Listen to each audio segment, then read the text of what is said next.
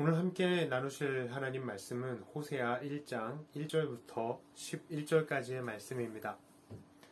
우시야와 요담과 아하스와 히스기야가 이어 유다 왕이 된 시대, 곧 요아스의 아들 여로보암이 이스라엘 왕이 된 시대에 브에리의 아들 호세아에게 임한 여호와의 말씀이라. 여호와께서 처음 호세아에게 말씀하실 때 여호와께서 호세아에게 이르시되 너는 가서 음란한 여자를 맞이하여 음란한 자식들을 낳으라. 이 나라가 여호와를 떠나 크게 음란함이니라 하시니, 이에 그가 가서 디블라임의 딸 고멜을 맞이하였더니 고멜이 임신하여 아들을 낳음에 여호와께서 호세아에게 이르시되 그의 이름을 이스르엘이라 하라. 조금 후에 내가 이스르엘의 피를 예후의 집에 갚으며 이스라엘 족속의 나라를 폐할 것임이니라. 그날에 내가 이스라엘 골짜기에서 이스라엘의 활을 꺾으리라 하시니라. 고멜이 또 임신하여 딸을 낳음에 여호와께서 호세아에게 이르시되 그의 이름을 로루하마라 하라. 내가 다시는 이스라엘 족속을 긍휼히 여겨서 용서하지 않을 것임이니라. 그러나 내가 유다 족속을 긍휼히 여겨 그들의 하나님 여호와로 구원하겠고 활과 칼이나 전쟁이나 말과 마병으로 구원하지 아니하리라 하시니라.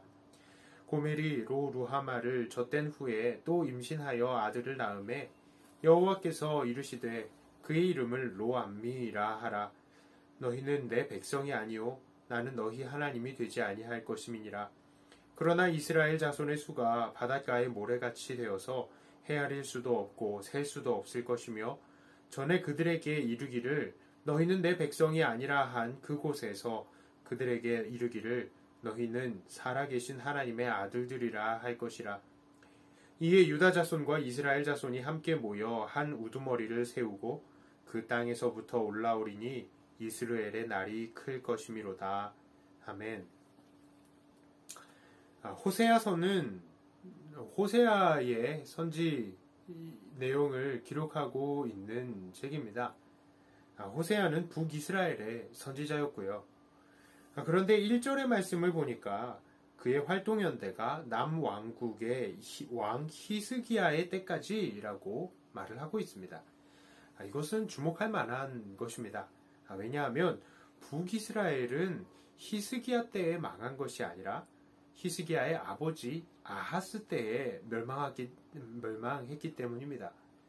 이것으로 보면 이 호세아서가 최종적으로 정리가 된 시기가 아마도 북이스라엘의 멸망 이후였을 것이다 라고 생각이 되는 것입니다. 나라가 망했음에도 호세아는 그의 선지서를 정리했습니다.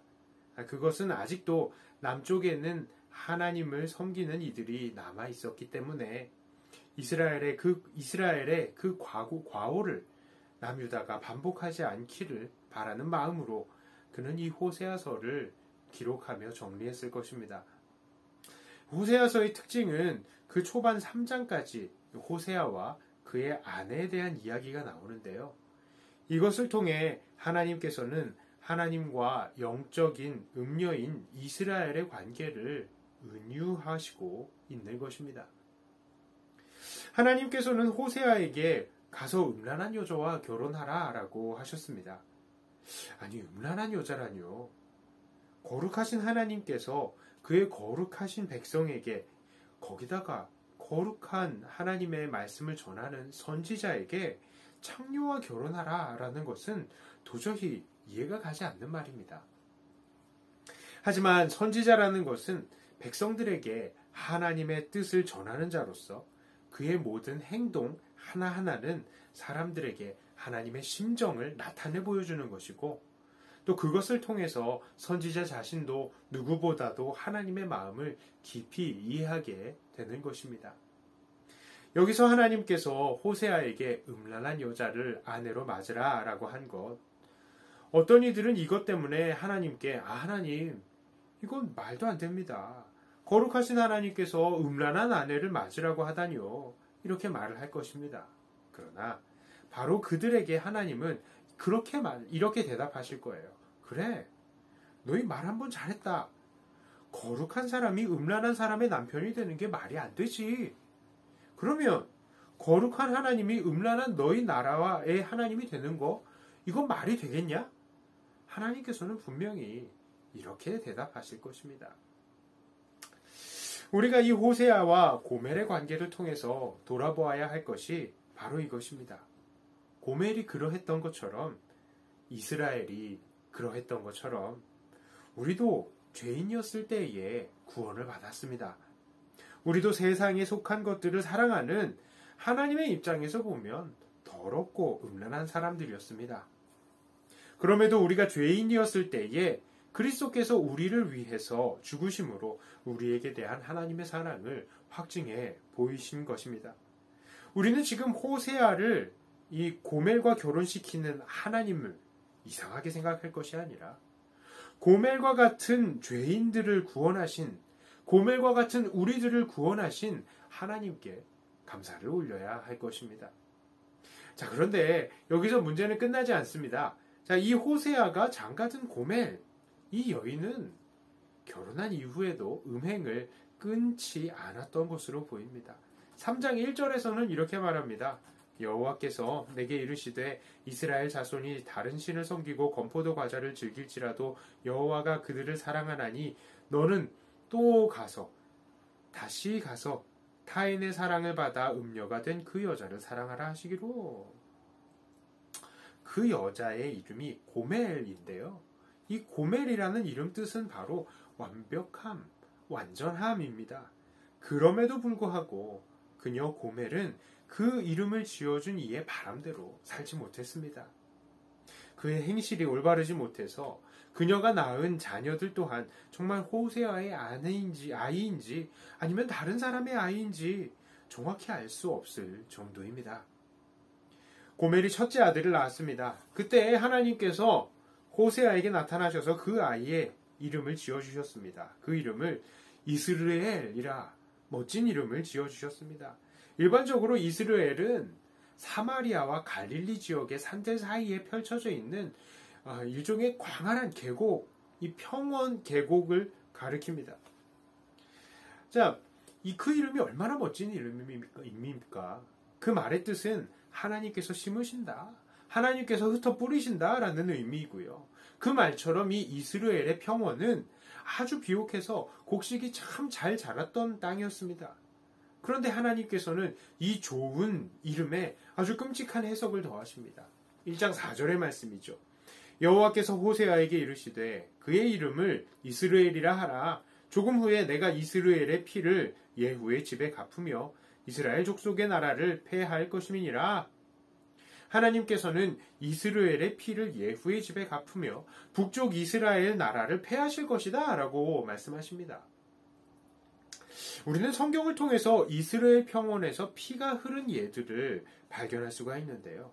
그것은 예후가 바로 여기서 요람 왕을 배신하고 죽인 것과 또 유다의 아하시아 왕을 죽게 한 것, 그리고 이세벨을 죽게 한 것과 또 아합의 아들 70명을 죽여서 그 머리를 광주리에 담아둔 것입니다. 하나님께서는 지금 예후의 이런 행동들에 대해서 죗값을 갚으실 것이다 라고 말씀을 하고 계시는 것입니다. 자, 그런데 앞서 말씀드린 예후가 행했던 이 일들은 하나님께서 보시기에도 의로운 행동들 아니었습니까? 하나님께서 원하셔서 엘리야를 통해서 그를 왕으로 지목하셨던 것 아니었습니까? 하지만 그럼에도 불구하고 하나님께서는 그들에게 죄를 찾으시겠다 하셨던 것입니다. 자, 그래서 예후가 한 일들을 한번 찾아봤습니다. 그리고 열왕기하 10장 28절 31절을 통해서 우리가 발견할 수 있는 것이 있는데요. 그 예후가 바알 신상은 다 파괴했는데 딱 베델과 단에 있는 금송아지는 없애지 않았다라고 합니다.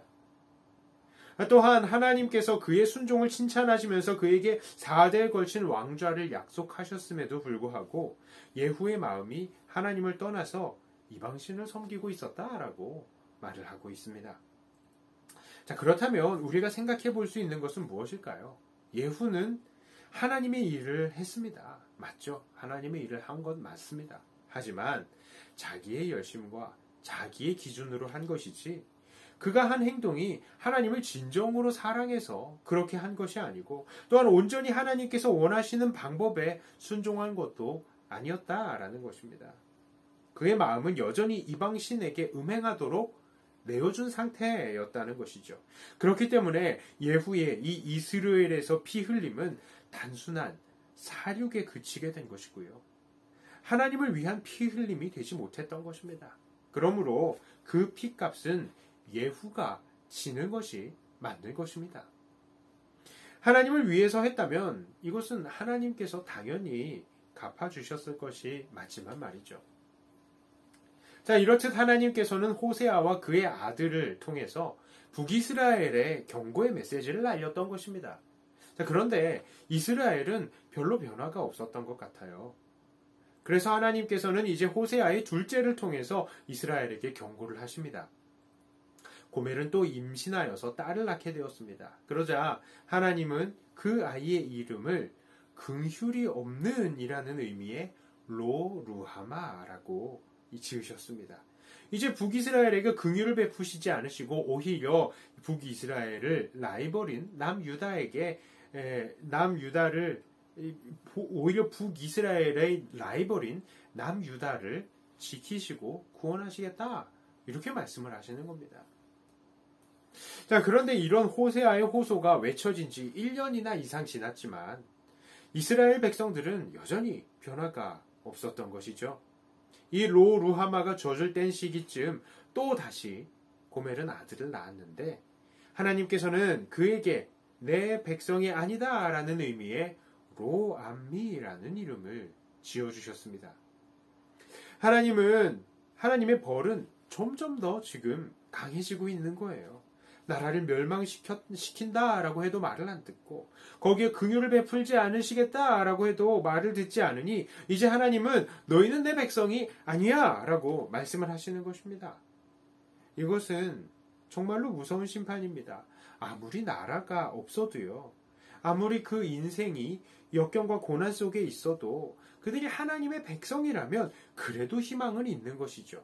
하지만 이 하나님께서는 이제 그 희망마저도 끊어버리시겠다라고 하시는 것입니다. 그런데 하나님께서는 이들에게 갑작스럽게 희망을 얘기하십니다. 10절과 11절의 말씀입니다. 그러나 이스라엘 자손의 수가 바닷가의 모래같이 되어서 헤아릴 수도 없고 셀 수도 없을 것이며 전에 그들에게 이르기를 너희는 내 백성이 아니라 그곳에서 그들에게 이르기를 너희는 살아계신 하나님의 아들들이라 할 것이라. 이에 유다 자손과 이스라엘 자손이 함께 모여 한 우두머리를 세우고 그 땅에서부터 올라오리니 이스라엘의 날이 클 것이미로다. 하나님께서는 정말로 아무 이유도 없이 이스라엘의 자손의 수가 바다의 모래와 같이 많을 것이다 라고 하시고요. 그들을 이제 하나님의 백성을 넘어서 하나님의 아들들이다 라고 하신다는 것입니다. 이제는 남유다와 북이스라엘이 나누어지지 않고 함께 모여서 한 우두머리를 세우게 되는 영광의 날이 올 것이다 라고 말씀을 하는 것입니다. 그래서 이 장을 보니까요. 그 저주스러운 두 아이들의 이름을 긍휼이 있다는 뜻의 루하마로 또한 내 백성이다 라는 뜻의 암미라고 바꾸라 라고 하십니다. 이것은 무엇을 말씀하시는 것입니까? 바로 예수님을 통해서 이루어진 우리의 구원을 미리 이야기하시는 것입니다. 다시 우리의 죄악에도 불구하고 우리를 일방적으로 구원하시는 하나님의 은혜가 나타날 것을 이야기하는 것입니다.